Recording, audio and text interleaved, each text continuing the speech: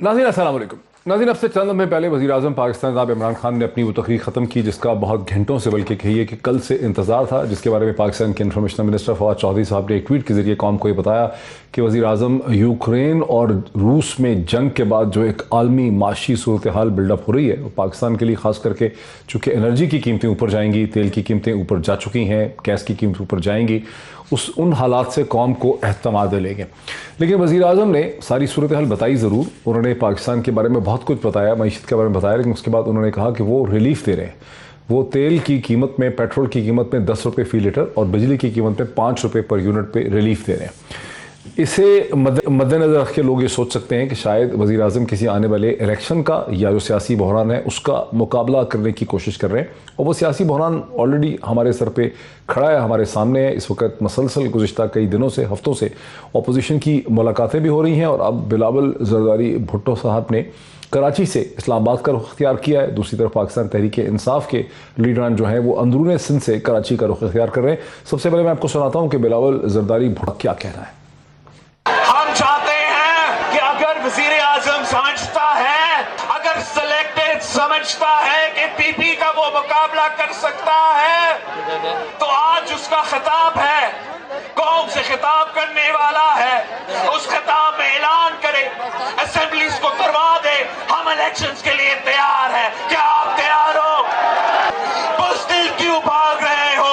आज ऐलान करो, आज ऐलान करो इलेक्शंस के, हम आपको देखते हैं। पाकिस्तान के अवाम जब फैसला करेंगे तो इस सिलेक्टेड को रद्द करेंगे। बिलावल ज़रदारी भुट्टो उसी तकरीर का, वज़ीर आज़म की उसी तकरीर का इशारा दे रहे थे जो तकरीर अब से चंद हमें पहले ख़त्म हुई है, और उनका मुतालबा ये था कि अगर वज़ीर आज़म को एहतमाद है अपने ऊपर तो उन्हें असम्बलियाँ तोड़नी चाहिए, उन्हें एक इलेक्शन की तरफ जाना चाहिए। वज़ीर आज़म किसी इलेक्शन की तरफ तो नहीं गए, अलबत्ता उनकी जमात ने, तहरीक इंसाफ ने अंदरून सिंध से कराची का रुख अख्तियार कर लिया है। शाह महमूद कुरैशी जनाब पाकिस्तान के फॉरेन मिनिस्टर इस रैली को, इन जलसों को लीड कर रहे हैं, उनके साथ असद उमर साहब भी हैं। सबसे पहले सुने कि क्या कहना है शाह। इमरान खान से पहले 3.5 साल का हिसाब ले लो, और फिर आसिफ अली जरदारी से 15 साल का हिसाब मांग लो। आप कह रहे हैं इंतखाबात के लिए आप तैयार हैं, आप नहीं हैं। आप तो इंतखाबात चाहते नहीं हैं, इंतखाबात तो नून लीग चाहती है। आप तो तवालत चाहते हैं, आप तो खरीदारी से अदम एतमाद चाहते हैं। और यकीन जानिए, कोई जमीर वाला अवामी नुमाइंदा बिकने के लिए तैयार नहीं होगा। शाह महमूद कुरैशी साहब वज़ीर ख़ारजा हैं, डिप्लोमेट हैं, लेकिन इंतहाई अनडिप्लोमेटिक तरीके से बिलावल भुट्टो को मुखातिब करके उन्होंने कहा कि आप लोग तो इंतखाबात चाहते ही, इंतखाबात तो चाहती है PMLN। और वहीं पे असद उमर साहब ने क्या कहा? सिंध वालों, ये जो आपको डराते हैं, जो जरदारी माफिया के खिलाफ बात करता है, उसके खिलाफ FIR कटती हैं, उसकी जमीनों में पानी बंद होता है। ये खौफ खत्म करने का वक्त आ गया है। इमरान खान ने अपने हाथ में बल्ला उठा लिया है, और जरदारी सुन लो, आ रहा है इमरान खान तुम्हें सिंध से भगाने के लिए। तहरीक इंसाफ ने अपनी तोपों का रुख पाकिस्तान पीपल्स पार्टी की तरफ क्यों कर दिया, जबकि खुद मानते हैं कि इलेक्शन तो PMLN चाहती है? इसी बुनियादी सवाल से हम आगाज़ करेंगे। मुझे ज्वाइन कर रहे हैं पाकिस्तान तहरीक इंसाफ के रहनुमा जनाब सेनेटर सईद गनी साहब, एक वीडियो लिंक के जरिए कराची से। मेरे साथ PMLN के सीनियर तरीन रहनुमा जनाब खुर्रम दस्तगीर साहब हैं, जो पाकिस्तान के डिफेंस मिनिस्टर, कॉमर्स मिनिस्टर और फॉरेन मिनिस्टर रह चुके हैं, और सेनेटर बैरिस्टर सैयद अली जफ़र साहब, जिससे पहले वज़ीर कानून भी रह चुके हैं, पाकिस्तान तहरीक इंसाफ के लीडर, मुझे एक वीडियो लिंक के जरिए ज्वाइन करें। A very warm welcome to all my guest. Khurram साहब, ये क्यों कह रही है तहरीक इंसाफ के इलेक्शन तो PMLN को चाहिए, PPP को नहीं चाहिए?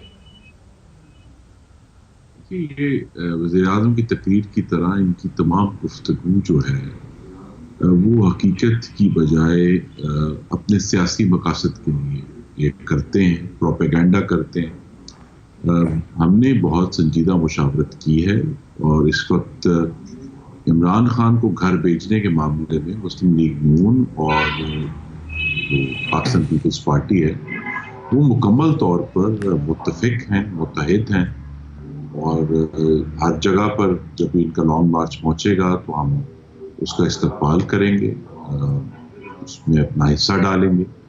लेकिन ज़्यादा मैं आज जो ये परेशानी हुई कि एक ऐसा मुल्क जिसका दिसंबर में ही बजट डेफिसिट जो है वो 1400 अरब रुपए पहुंच गया था। आज वज़ीर आज़म ने, अंग्रेजी में कहते हैं, ही ब्रोक द बैंक। उन्होंने तमाम जो मालियाती डिसिप्लिन और IMF जो है उसको तोड़कर पाकिस्तान की कौम को ये इंदिया दे दिया है और ये तबल बजा दिया है कि 2022 इंशाल्लाह जनरल इलेक्शन का साल है और इस साल हुकूमत तब्दील होगी पाकिस्तान के अवाम की राय कैसे पता चला आपको? वोट से।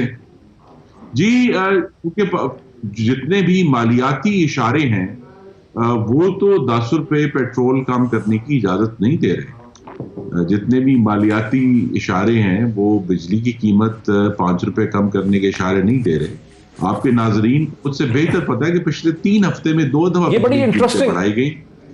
ये बड़ा इंटरेस्टिंग आपने कमेंट किया है। मैं आपसे इत्तेफाक करता हूं, मैं आपसे इत्तेफाक करता हूं कि मालियाती पैसे और फिर अचानक जो है वो और हमें ये भी बताया कि आपको मालूम है कि खुर्रम साहब ये बिल्कुल सही कह रहे हैं आप कि तमाम खुर्रम साहब आप बिल्कुल सही कह रहे हैं कि जो फाइनेंशियल सिचुएशन है, सब्सिडीज हैं, उनको खत्म किया जाए। और वज़ीर आज़म ने ये, मैं एक बात करके फिर आप आगे चलिए। खुर्रम साहब आप सही कह रहे हैं, गलत आप सवाल तो सुन लें, शुमार दिए हैं, आप सही कह रहे हैं, आगे बात कर सकते हैं। आप सही कह रहे हैं कि मुल्क के माली हालात जो है, मुल्क के माली हालात इसकी इजाजत नहीं देते। लेकिन फिर ऑपोजिशन के तमाम रहनुमा हर वक्त ये क्यों कहते हैं कि पेट्रोल की कीमतें ज्यादा हैं, फलां चीज की? जब आपको ये एहसास है कि मुल्क के माली हालात, रेवेन्यू की सिचुएशन और इसकी इजाजत नहीं देते, तो फिर ये कैसे कहते हैं आप लोग कि कम करो बिजली की कीमतें, गैस की कीमतें, पेट्रोल की कीमतें? वो कैसे कहते हैं आप लोग? जी, हम इसलिए कहते हैं कि मुल्क के ये जो भयानक माली हालात हैं वो आफते नागहानी नहीं है, आफते आसमानी नहीं है, ये आफते इमरानी है। ये इमरान खान की नालायकी और उनकी माफिया सरपरस्ती, उनकी बदइंतजामी, उनकी हुकूमत चलाने में नासमझी है जो हमें इस भयानक हालात तक ले आई है कि गवर्नमेंट ऑफ पाकिस्तान इस काबिल नहीं थी आज चंद मिनट पहले तक कि वो किसी भी तरह का रिलीफ पाकिस्तान के अवाम को दे सकें। क्या वज़ीर आज़म को पता नहीं है कि पिछले 20 हफ्ते से अगर आप जो हसास कीमतों की इंडेक्स है, सेंसिटिव प्राइस इंडेक्स, वो 20% से ज्यादा है। पाकिस्तान के गरीब के गले कट गए। लेकिन अब जब उनको ये महसूस हुआ है कि उनके अब तिलों में तेल कम रह गया है और शायद बहुत जल्द इलेक्शन में जाना पड़ जाए, तो उन्होंने इस किस्म के जो बैंक ब्रेकिंग इक़दाम हैं। लेकिन ये इसी तरह है कि एक डूबता हुआ शख्स जो है वो अपने लिए तिनके तलाश कर रहा है। ये जो उन्होंने आज सख्त सियासी दबाव में ये कीमतें कम करने का ऐलान किया है, ये इन्हें बचा नहीं सकेगा, क्योंकि पाकिस्तान में रहने वाले जो गरीब हैं, मेहनत कश हैं, मजदूर हैं, वो पिछले 3.5 साल से जिस अजियत का सामना कर रहे हैं, वो एक नहीं सही है, दूर नहीं होगा। इसी चीज पे आगे चलते हैं। सेनेटर साहब, सेनेटर बैरिस्टर जनाब सैयद अली जफर साहब, बात में बड़ा वजन है। खुर्रम दस्तगीर साहब के आर्गुमेंट में, उनके इस्तदलाल में बड़ी जान है। वो कह रहे हैं कि वज़ीर आज़म पाकिस्तान ने तमाम माली, रेवेन्यू की और टैक्सेशन की कंसिडरेशंस को पर्दा एक तरफ किया, उसको पसे पुष्ट करके उन्होंने जो तेल की कीमतें और बिजली की कीमतें कम करने का फैसला किया है, ये इस चीज़ का गमाज है, ये इंडिकेट करता है कि वज़ीर आज़म ने इलेक्शन करवाने का फैसला कर लिया है। बैरिस्टर साहब। पिज़ार साहब, सबसे पहले तो मैं बताऊं, जो आपका पिछला प्रोग्राम था उसके अंदर आपने एक सवाल पूछा था, मेरा ख्याल है वो सवाल भी वज़ीर आज़म साहब ने सुन लिया था, जिस पे आपके कुछ गेस्ट नाराज़ भी हो गए थे शायद आपसे।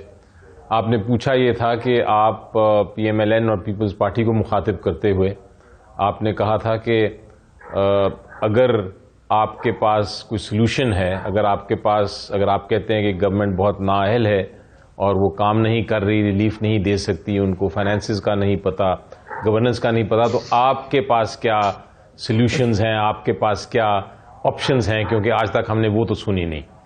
आपने जब ये सवाल पूछा तो कोई जवाब नहीं आया था उस पर, तो आपके प्रोग्राम में कम अज़ कम कोई जवाब नहीं सुना था। आज प्राइम मिनिस्टर साहब ने भी वही बात पूछी और फिर उसके पूछने के बाद ये सवाल कि क्या ऑप्शन दी है, आप दें हमें, हम उस पर तैयार हैं करने के लिए काम। उसके बाद फिर उन्होंने अपनी सॉल्यूशंस दी और वो सॉल्यूशंस में रिलीफ भी है, उसमें फ्यूचर इंसेंटिव्स भी हैं, बहुत खूबसूरत बात की उन्होंने कहा जिस तरह हमने कंस्ट्रक्शन इंडस्ट्री में इंसेंटिवाइज किया और कंस्ट्रक्शन का बूम आया, उस तरह वो इंडस्ट्रियल पैकेज भी लेके आ रहे हैं, उसमें भी इंसेंटिवाइज कर रहे हैं। आईटी की बात की उन्होंने, अपनी जो अचीवमेंट्स थी वो भी बताई और उसके साथ एक रिलीफ भी दिया। अब अफसोस की बात यह है कि जब वो रिलीफ दिया हुकूमत ने, ऑब्वियसली सोच समझ के दिया, कहीं से जब सब्सिडी जब भी हुकूमत देती है तो उसका इम्पैक्ट कहीं से निकाल के ही दिया जाता है, हवा में तो सब्सिडी नहीं दी जाती, क्योंकि लेकिन क्यों दिया? जो यही तो कह रहे हैं खुर्रम दस्तगीर साहब के हालात ही नहीं हुकूमत के रिलीफ देने वाले, इसलिए रिलीफ कैसे दिया जी? क्यों दिया रिलीफ? इंटेंशन क्या है हुकूमत की? यही तो कह रहे हैं खुर्रम दस्तगीर। जब हम रिलीफ देते हैं तो ये ऑपोजिशन कहती है कि रिलीफ क्यों दिया, और इसलिए दिया कि इलेक्शन मोड है। जब रिलीफ नहीं पैकेज आता तो कहते हैं कि हुकूमत कोई अवाम के लिए काम नहीं कर रही। तो मेरा ख्याल है रिलीफ का सिंपल रीज़न एक ही है और बड़ा बजा रीज़न है, बड़ी उसकी वजाहत भी की प्राइम मिनिस्टर साहब ने। वो ये है कि उन्होंने कहा हाँ महंगाई हो रही है और उसका जो ज़्यादातर इम्पैक्ट है वो पेट्रोल प्राइसेस पे है और बिजली के प्राइसेस पे है।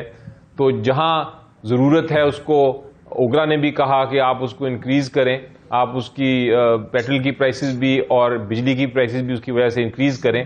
तो उसके बजाय हुकूमत ने कहा कि अवाम को अगले बजट तक एक पैकेज दिया जा रहा है जिसमें उनको एक तरह से रिलीफ मिला है इन महीनों के लिए। सामने रमज़ान भी आ रही है, बहुत ज़रूरी है कि वो रिलीफ रमज़ान से पहले दिया जाए ताकि उसका इम्पैक्ट भी रमज़ान में हो, उनके प्राइसेस पे हो। और बजट तक उन्होंने कहा है कि तब्दीली नहीं आएगी। आपका आर्गुमेंट खासा दिलचस्प है, डॉक्टर साहब आपकी इजाजत हो तो मैं एक बात कर सकता हूं? जून तक के बजट तक और जून के बजट तक सर मैं सईद गनी साहब के पास जाना चाह रहा हूं, लेकिन मुझे सर बताएं कि आप इलेक्शन कौन सा वाला देख रहे हैं? नेशनल इलेक्शन देख रहे हैं या आपको लग रहा है कि लोकल गवर्नमेंट के इलेक्शन से पहले खुर्रम साहब हुकूमत थोड़ा सा आबो हवा को बेहतर करना चाहती है, अपना इंप्रेशन इंप्रूव करना है? कौन सा इलेक्शन? इंशाल्लाह अब इस मुल्क में जनरल इलेक्शन ही होगा। वज़ीर आज़म तो ने नहीं बताया ना कि उनके सारे नंबर रुक जाए मुझे सईद गनी साहब के पास सुनना चाह रहा था पाकिस्तान की आज तक नहीं हुई। वो आपने सर बड़ा, लेकिन उन्होंने बोल दिया कि जी भाई आपने पिछले साल बड़ा बोल चुके हैं ना वो सईद गनी साहब की, इस साल के नंबर्स हैं वीडियो ज्यादा से ज्यादा 30 अरब तक जाएंगे और वज़ीर आज़म ने ये नहीं बताया कौन मुझे जरा सईद गनी साहब पाकिस्तान की तारीख का सबसे बड़ा करंट अकाउंट डेफिसिट। मैं फिर आऊंगा, अभी प्रोग्राम खत्म नहीं हुआ खुर्रम साहब, प्रोग्राम खत्म नहीं हुआ। मैं आपके पास आऊंगा खुर्रम साहब, मैं आपके पास आता हूं। मुझे पीपल्स पार्टी के पास जाने दें। सेनेटर सईद गनी साहब, ये क्या वजह है कि तहरीक इंसाफ को शक है कि आप लोग अपनी सिंध की हुकूमत ज़ाया नहीं करना चाहते? आप 2023 तक उसको खींचेंगे और ये तो सिर्फ नून की और नवाज शरीफ की रिक्वायरमेंट है कि इलेक्शन जल्दी हो जाए, आपकी ज़रूरत ही नहीं है ये। नहीं, मेरा ख्याल है कि ये अगर पीटीआई वाले कह रहे हैं तो आप उनकी बात पर यकीन कर रहे हैं और हमसे पूछे जो हम कहेंगे वो ज़्यादा ऑथेंटिक बात होगी।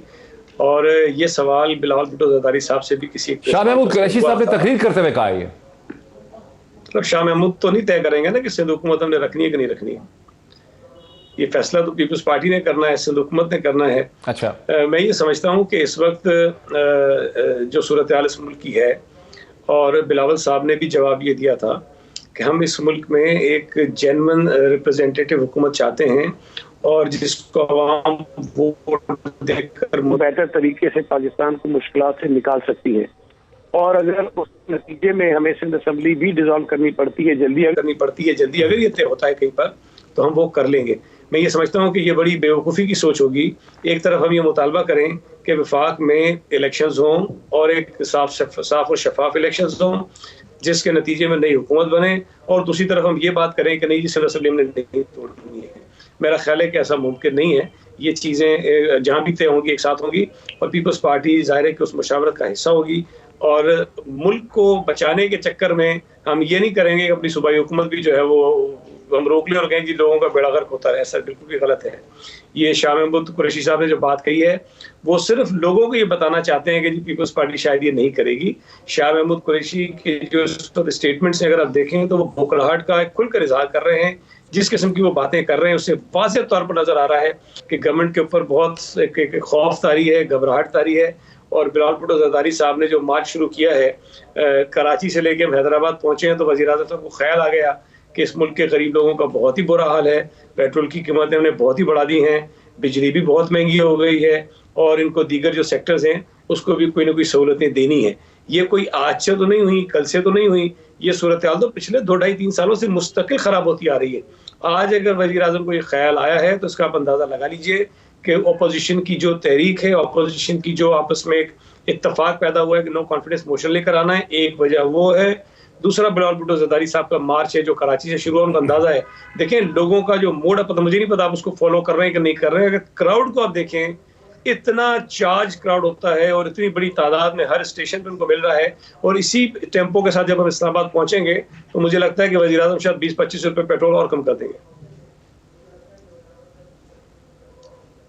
अच्छा, मैं ब्रेक ले लूँ। अपोजिशन की जमातें पाकिस्तान पीपल्स पार्टी और PMLN दोनों का इस्तदलाल ये है, उनका आर्गूमेंट, उनका एनालिसिस ये है कि वज़ीर आज़म ने अब से 30 मिनट पहले जो अपनी तकरीर ख़त्म की, जिसमें उन्होंने पेट्रोल की कीमतों में 10 रुपया पर लीटर और बिजली की कीमतों में 5 रुपया पर यूनिट कम करने का फैसला किया बजट तक। वो दर हकीकत वज़ीर आज़म इलेक्शन के मोड में चले गए हैं और वज़ीर आज़म एक आबो हवा को, सियासी आबो हवा को रिसेप्टिव बना रहे हैं, इंप्रूव कर रहे हैं अपनी जमात के लिए, क्योंकि उनके जहन में है कि शायद इलेक्शन करवाने पड़ जाएं। इसका मतलब है कि वज़ीर आज़म समझ रहे हैं, अकॉर्डिंग टू द ऑपोजिशन, कि अदम एहतमाद की तहरीक जो है वो कामयाब हो सकती है और यूं एक फैसला कुन घड़ी आई है या नहीं, ये हमें नहीं पता, लेकिन मैं एनालिसिस कर रहा हूं कि ऑपोजिशन की इस वक्त की तशरीह जो है वो क्या। एक ब्रेक लेते हैं, ब्रेक के बाद डिस्कशन को आगे बढ़ाते हैं आफ्टर द ब्रेक। नाज़रीन वेलकम बैक। नाज़रीन, चूंकि पाकिस्तान के मौजूदा इस वक्त का जो पॉलिटिकल इकोनॉमी का क्राइसिस है, मईशत का और सियासत का क्राइसिस है, उसमें रूस और यूक्रेन की जंग जो है वो बड़ा इंपॉर्टेंट रोल प्ले कर रही है और कर सकती है। तो मैं आपको एक अपडेट कर दूं कि तकरीबन पाकिस्तान के हिसाब से कोई 12 बजे के करीब रूस और यूक्रेन के दरमियान जो टॉक्स शुरू हुई, वो अब से थोड़ी देर पहले तक जब मैंने सोर्सेज से पता किया यूक्रेन से और रशिया से, तो वो टॉक्स अभी तक जारी थी, उनका कोई इख्तिताम नहीं निकला। यहाँ पर ऐसा लगता है कि रूस का वो फौजी हमला जो पहले बहुत शिद्दत में था, पहले ही दिन रूस के हरावल दस्ते जो थे वो कीव शहर तक पहुँच चुके थे। उनको अंदाज़ा नहीं था कि अमेरिका ने और अमेरिका के हलीफ यूक्रेन के अंदर कितने इर्रेगुलर गोरिल्लाज और ने कितनी तैयारी कर रखी है उनका रास्ता रोकने के लिए। उसमें किसी हद तक रशियन फोर्सेस जो हैं वो स्लो हुई हैं, स्टक हुई नजर आती हैं, और इस वक्त जो मुतालबात हैं उसमें अब रूसी रजीम चेंज का मुतालबा नहीं कर रहे, बल्कि रशियन साइड ये कह रही है कि आप जो है नेटो ना ज्वाइन करने का हमें गारंटी दें, जो डॉनबास के इलाके हैं, डोनेट्स्क और लुगांस्क जो हैं उनको तस्लीम करें, उनकी आज़ादी को तस्लीम करें, और यूक्रेन ये कह रहा है कि आप फौरी तौर पे सीज़ फायर करें और रूस की तमाम फौजें हमारे इलाके से निकल जाएं। ये वो सूरत हाल और क्राइसिस है जिसमें बैनुल-अक़वामी तेल की कीमतें $105 फी बैरल से बहुत ऊपर जा चुकी हैं। चूँकि तेल की कीमतों के साथ गैस की कीमतें लिंक हैं और हम दोनों से बिजली प्रोड्यूस करते हैं, तो इसलिए पाकिस्तान के लिए क्राइसिस खड़ा हो रहा है। और तवक्को ये थी कि वज़ीर आज़म अपनी स्पीच में कहेंगे मुझे कीमतें बढ़ानी पड़ेंगी, तेल की कीमतें बढ़ानी पड़ेंगी, पेट्रोलियम की बढ़ानी पड़ेंगी, बिजली की बढ़ानी पड़ेंगी इस सूरत हाल के नतीजे में। लेकिन उल्टा हुआ जब वज़ीर आज़म ने 10 रुपये फी लीटर बिजली उसके तेल में और 5 रुपये बिजली के यूनिट में कमी का ऐलान किया। ये वो चीज़ है जिस पर अपोजिशन की दोनों जमातें PMLN और PPP को ये ख्याल और खदशा है, उनको ये समझ रहे हो एनालिसिस है कि वज़ीर आज़म ने तहैया कर लिया, सोच लिया है कि इलेक्शन करवाने पड़ेंगे। इसी से बात को आते हैं बैरिस्टर अली ज़फ़र साहब, ये थोड़ा सा हमें समझा सकें, हमारी को रहनुमाई कर दें कि जो आप बिलावल भुट्टो को तो समझ आता है कि वो वहाँ से एक प्रेशर डालने के लिए कराची से निकल के 8 मार्च को यहाँ पहुँचेंगे, 34 शहरों में वो दिखा रहे हैं कि लोग मेरे साथ हैं, पंजाब से भी गुजरेंगे। आप लोग जो पॉलिटिकल तहरीक चला रहे हैं अंदरूने सिंध से कराची तक, उसका क्या मकसद है?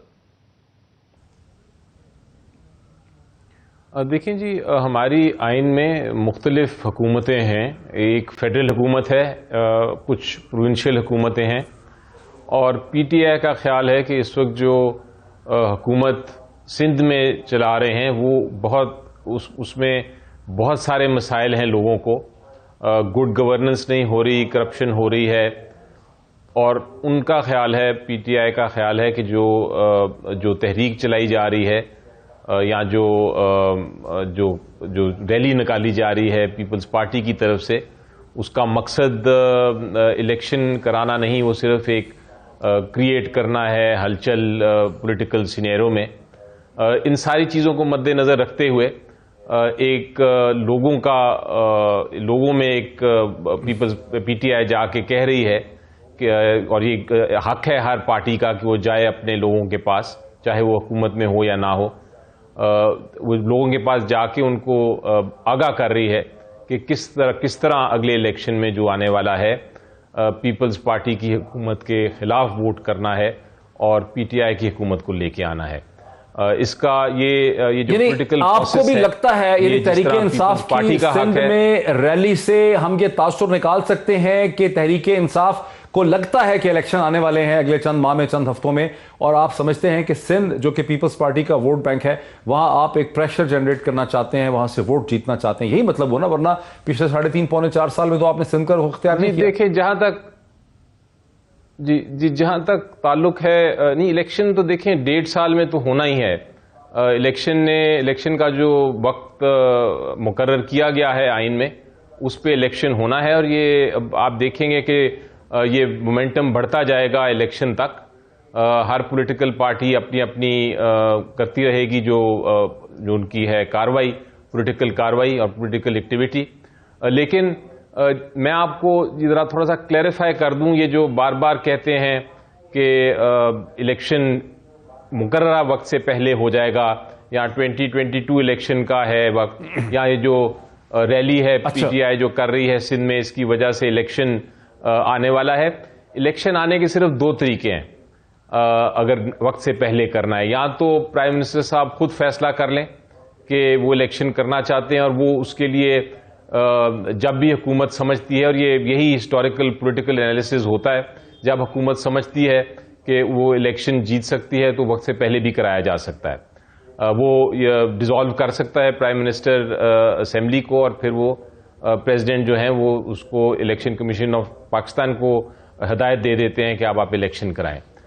दूसरा तरीका ये है कि आप हुकूमत को चेंज करें, और वो चेंज करने का तरीका सिर्फ यही है आइन में कि आप उनके खिलाफ अदम एतमाद की पार्लियामेंट में मूव करें, और वहां से आप मेजॉरिटी ऑफ द हाउस लेके नया प्राइम मिनिस्टर इलेक्ट करें, और उसके जरिए आप कर लें। अब वो जब ये बात करते हैं वोट ऑफ कॉन्फिडेंस की तहरीक लाने की कोशिश तो कर रहे हैं, मुझे मुस्कुराना पड़ता है, मुझे मुस्कुराना पड़ता है उस वक्त, क्योंकि आप देखें कि जो एक्सपीरियंस है मेरा पार्लियामेंट में, और जो मैंने देखा, आपने भी देखा, कि जहां तक एक नॉर्मल कानून का ताल्लुक होता है जिसमें आपको सिर्फ अपने ही लोग लाने होते हैं सेनेट में या नेशनल असेंबली में, वो भी पूरी नहीं कर सकते तादाद ऑपोजिशन वाले। बार बार उन्होंने ट्राई किया, लेकिन उनके अपने लीडरान, सीनियर लीडरान भी नहीं आए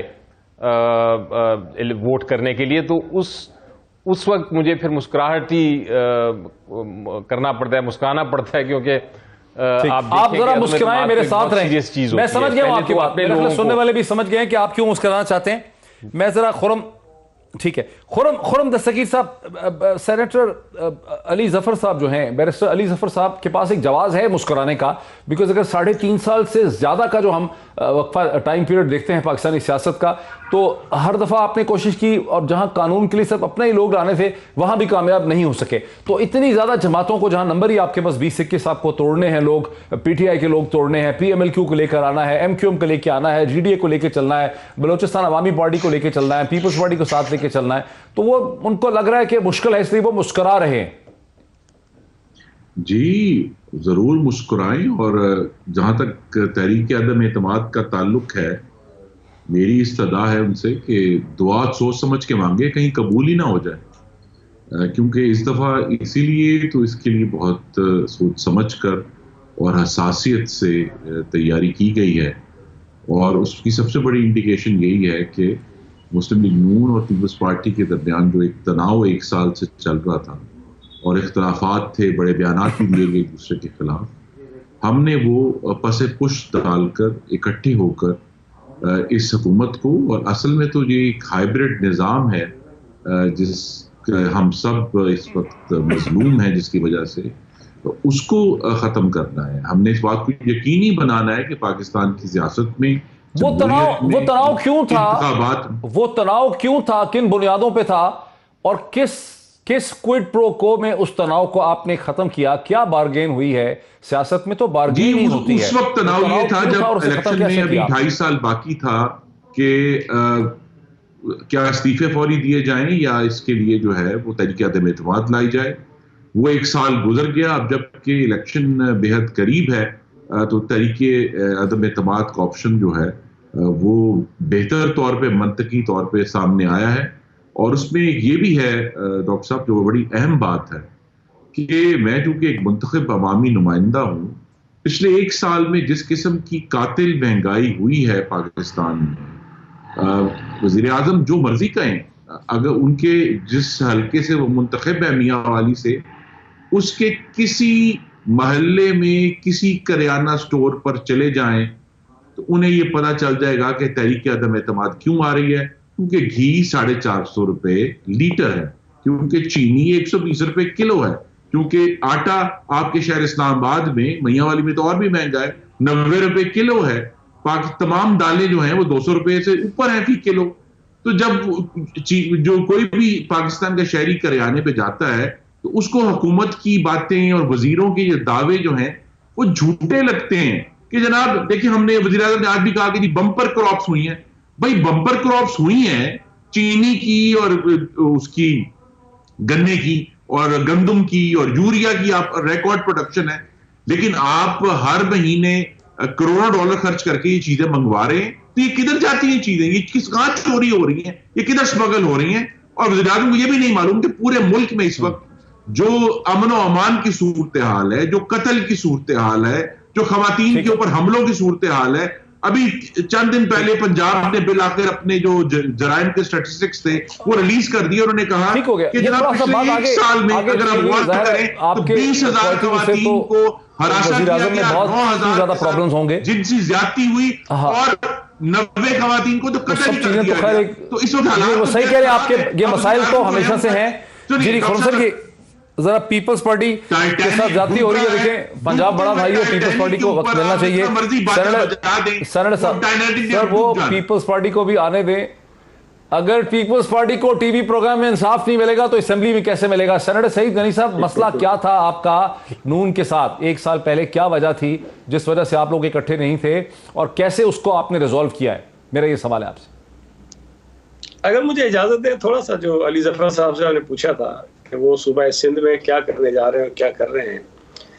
देखिए अली जफर साहब को मुझे नहीं पता सिंध की जो ज़मीनी हक़ाइक़ है उसका कितना पता है, लेकिन पहला सवाल तो मेरा ये है कि इस वक्त यूक्रेन में जो पाकिस्तानी फंसे हुए हैं, जिस किस्म की दर्दनाक वीडियोज़ वो शेयर कर रहे हैं, जो आपने भी यकीनन देखी होंगी, मैंने भी हर पाकिस्तानी को दिख रहा है, क्या वज़ीर ख़ारजा को सूबा सिंध में होना चाहिए या यूक्रेन के उन पाकिस्तानियों को मसला करने के लिए किसी यूक्रेन के बराबर के मुल्क उसको सारा मॉनिटर करना चाहिए? बड़े अफसोस की बात है कि मुझे वज़ीर ख़ारजा का कोई बिल्कुल किरदार नज़र नहीं आया कि उन बेचारे परेशान पाकिस्तानियों और वहाँ उनकी जो फैमिली जो पाकिस्तान में तंग हो रही है, परेशान हो रही है, उनका कोई एहसास उनको नहीं है। शाह महमूद कुरैशी साहब को इसलिए भेजा गया कि जिस रूट पर ये पूरा इन्होंने एक मार्च शुरू किया है वहाँ पर इनके मुरीदें की बड़ी तादाद है और ये वहाँ जाएंगे तो वो मुरीद जो है वो साईं का दीदार करने के लिए आ जाएंगे। लेकिन उन्होंने बड़ी कोशिश की, वो जो मुरीदेन हैं वो भी नहीं आए। उन्होंने कह दिया जी चंदा वंदा ले लो, खाना वाना खा लो, दावत कर देते हैं, लेकिन हम आपका इस पॉलिटिकल एक्टिविटी में नहीं आएंगे जो महंगाई आप कर रहे हैं और फिर महंगाई के खिलाफ जो है जो एक मार्च हो रहा है उसको रोकने के लिए आप आ गए। इंटरेस्टिंगली मैं आपको एक क्लिप भेज दूंगा, उसी इन्हीं के मार्च में एक शामिल एक आदमी है, उसे पूछा जाकर किसी चैनल ने कि भाई साहब आप क्यों आए हैं, तो उन्होंने कहा हमारे साईं आ रहे हैं, हम उनको देखने आए। तो उससे पूछा कि क्या महंगाई है? उसने कहा जी महंगाई है। तो कह लगा किसने की है? तो उसने कहा जी इमरान खान ने की है। अब बात सोचना कि इमरान खान ने महंगाई भी की है, लेकिन एक मार्च हो रहा है, ये शाह महमूद कुरैशी साहब कर रहे हैं और उसमें उन्हीं लोगों को बुला लिया गया जो महंगाई के तले पिसे हुए हैं। तो वहाँ सिर्फ इसलिए किया गया है मार्च कि पहली तो उनकी कोशिश थी कि पीपल्स पार्टी के मार्च के रास्ते में आकर कोई क्लैश पैदा करें, कोई सूरत खराब करें, ताकि कोई मसला ऐसा बन जाए ताकि हमारा जो पॉलिटिकल हमारी एक्टिविटी वो डिस्टर्ब हो जाए।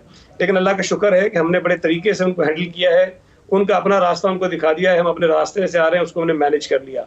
अब परेशानी उनको ये खाई जा रही है कि उनके जो मार्च हो रहे हैं, जो भी एक्टिविटीज़ हैं, मैंने आज भी गुजारिश की तमाम टीवी चैनल से, जिस तरह हमारे मार्च के आप लोग भी दिखाते हैं, गाड़ियां भी दिखाते हैं, आवाम पूरे गिन के दिखाते हैं, खुदा के लिए एक जगह जब ये तकरीर कर रहे हों अली जैदी साहब और ये असद उमर साहब और शाह महमूद कुरैशी साहब, तो जरा सामने गाड़ियां जो बंदे बैठे होते हैं वो भी दिखा दिया करें। जब ये चल रहे होते हैं तो उनके पीछे चलने वाली गाड़ियों को भी दिखा दिया करें, तो आपको अंदाजा हो जाएगा कि इस मार्च की वक़्त और हैसियत क्या है। कोई बंदा इनके साथ नहीं है, चंद सौ आदमी इकट्ठे करते हैं, बड़ी मुश्किल से वो मुरीदें को बुला के और इधर से पकड़ के। तो मैं ये समझता हूँ कि जो उन्होंने अटेम्प्ट किया था, कोशिश की थी, वो नाकाम हुआ। हाँ, एक काम जरूर अच्छा कर रहे हैं कि टीवी पर वो स्पेस ले रहे हैं, रोजाना 3-4 आके वो वजीर जो नाकाम तरीन वजीर हैं आके अपनी अपनी तकरीरें करते हैं और अपना अपना वक्त लेके अपना आगे काम बढ़ा देते हैं। बस ये काम वो कर रहे हैं। अब जो दूसरी ने पूछी कि नून लीग के साथ हमारा क्या मसला था, देखिए ये कोई ढकी छुपी बात तो है नहीं, सबको पता है कि आज से 1 साल पहले पीडीएम ये चाहती थी कि जी वो रिजाइन कर दें असेंबलियों से लॉन्ग मार्च के साथ साथ जाकर। पीपल्स पार्टी का ये ख्याल था कि नहीं, पहले हमें रेजिग्नेशन नहीं देने चाहिए और हमें जो है वो असेंबली में जो पार्लियामेंट्री हमारे पास स्टूल्स मौजूद हैं उसको हम अडॉप्ट करें।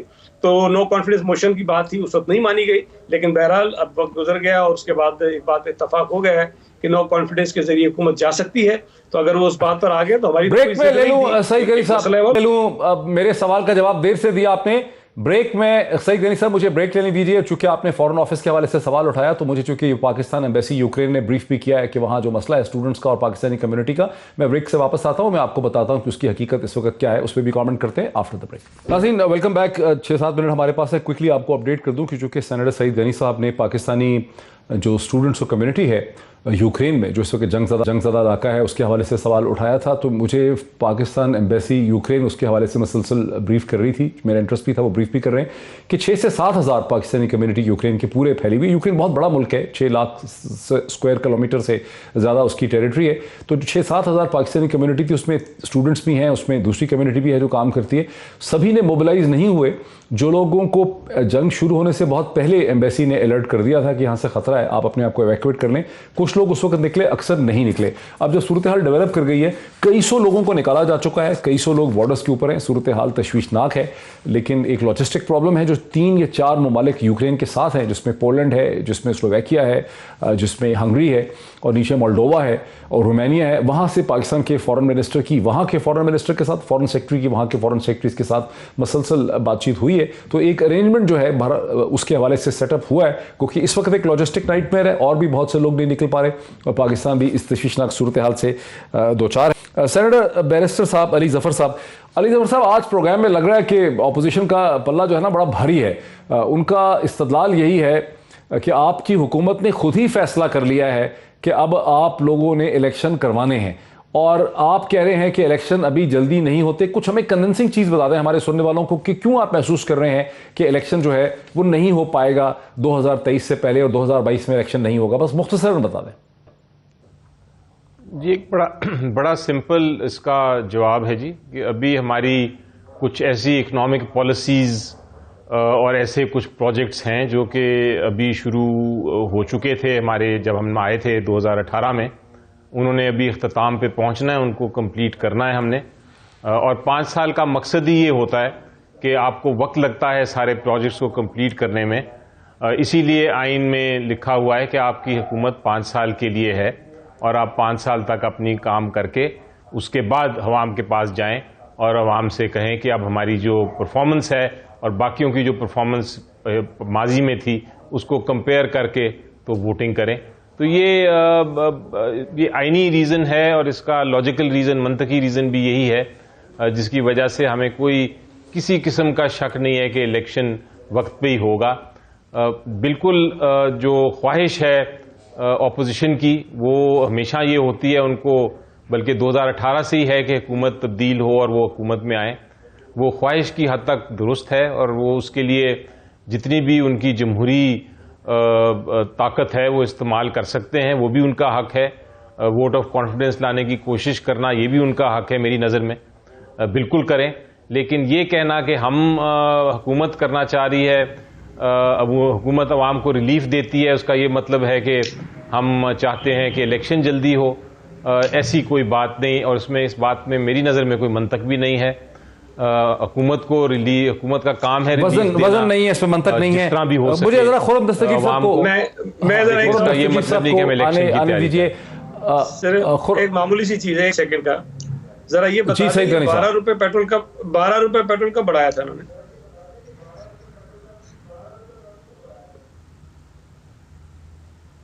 अब ये अभी फिर मेरे पास वक्त इतना नहीं है ना, मैं जरा ठीक है आपका सवाल आ गया, वो भी इसका जवाब में कोशिश। खुरम दस्तगीर साहब, पता नहीं था जी, इमरान खान साहब ने उस वक्त नहीं पता। खुरम दस्तगीर साहब, अब से चंद दिन खुरम दस्तगीर साहब, आपसे खुरम साहब मेरा सवाल तो सुन लें, खुरम भाई मेरा सवाल तो सुन लें। अब से चंद दिन पहले तक इस्लामाबाद में कोई ऐसा माहौल नहीं था, ना कोई पैनिक था कि हुकूमत कहीं जाने का उनको लग रहा था, ना अर्ली इलेक्शन उनको लग रहे थे। यूक्रेन की जंग के बाद उनके कैलकुलस में हो सकता है तब्दीली हो गई हो। तो आपका जो वो सवाल है कि अगर अब तो 1.25 साल रह गए ज़्यादा से ज़्यादा जनरल इलेक्शन में, इन 1.25 साल पहले आप हुकूमत को गिराएंगे तो आप क्या सोल्यूशन लेकर आएंगे? बिकॉज आप क्या कहते हैं कि हम आवाम की खातिर की करें, या तो आप कहें कि हम अपने इंटरेस्ट में कर रहे हैं, हमें लग रहा है, वो फिर हमें समझा दें, कुछ रहनुमाई कर देना कि आवाम के लिए कर रहे हैं, या आपको लग रहा है कोई पॉलिटिकल मोमेंट ऐसा है कि ये वीक हो? जी नहीं, हमें आवाम को ऐसी हुकूमत देनी है जो LNG वक्त पे खरीदे ताकि सर्दियों में पाकिस्तानियों के चूल्हे ठंडे ना हों। हमें एक ऐसी हुकूमत देनी है जो बिजली के बिलों में कलेक्शन को इम्प्रूव करे, जिस तरह मुस्लिम लीग नून ने किया, जो मुल्क में बिजली की चोरी को रोके, जिस तरह मुस्लिम लीग नून ने किया, ताकि हमें बिजली की कीमतें बढ़ाना ना पड़े। हमें ऐसी हुकूमत चाहिए जो पाकिस्तान की तामीर और तो 1.25 साल वेट कर लें। जी नहीं इमरान, नहीं अब नहीं हो सकता ना जी। पाकिस्तानियों के अब उनकी तमाम जो बचत थी वो खत्म कर चुके हैं इस हुकूमत को इसकी दवाइयां खरीदने में, बिजली के बिलों में। मैं आपको अपने हल्के की बात बता रहा हूं कि लोगों ने अपने बच्चों को स्कूल से उठाना शुरू कर दिया है, बिकॉज उनके पास फीस के पैसे नहीं हैं, उनके पास अपने वालिदैन की दवाइयों के पैसे नहीं है। और ये हमारा फर्ज है बतौर अपोजिशन कि हम इस हुकूमत को गिराने के लिए एक पूरी भरपूर मुतहिदा और संजीदा कोशिश करें, जो हम करने जा रहे हैं। और आज इमरान खान साहब की जो सरासीनगी थी, जो उनकी गलत किस्म की अकड़फू थी, फॉल्स ब्रावाडो जिसको अंग्रेजी में कहते हैं, उसे नजर यह आया कि उनको भी अब राइटिंग ऑन द वॉल, नविश्ताए दीवार नजर आ गया है कि ये 2022 जो है इसमें इलेक्शंस होंगे और इनको एक बहुत बड़ी जो है नाकामी का सामना करना पड़ेगा। क्योंकि सिर्फ एक बात कहता हूं, देखिए जी, आज के जो ऐलान किए हैं बिजली के मामले में, पेट्रोल के मामले में, ऐसी हुकूमत जो 22,000 अरब के कर्जे ले चुकी है, वो इसका मतलब ये है कि पाकिस्तान में मजीद जो है अगर 2 या 3 महीने इनके बचते हैं तो ये समझ आएगी कि ये तो 25,000 अरब हो जाएगा।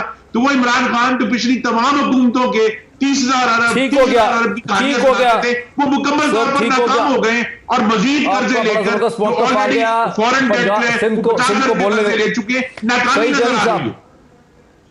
चले सईद गनी साहब, नून तो सोचती है कि सेंटर में उनकी हुकूमत आ जाएगी इलेक्शन के नतीजे में। आपकी पार्टी पीपल्स पार्टी तो फरवरी मार्च 2008 से मसलसल हुकूमत कर रही है, तो आप क्या नई चीज ऐसी करेंगे? आप तो कर रहे हैं, सूबाई हुकूमत आपके पास है, तो आप क्या ऐसा करके दिखाएंगे जिससे आवाम की मुश्किलात में अब कमी हो जाएगी जो पहले आप नहीं कर सके 12 साल में?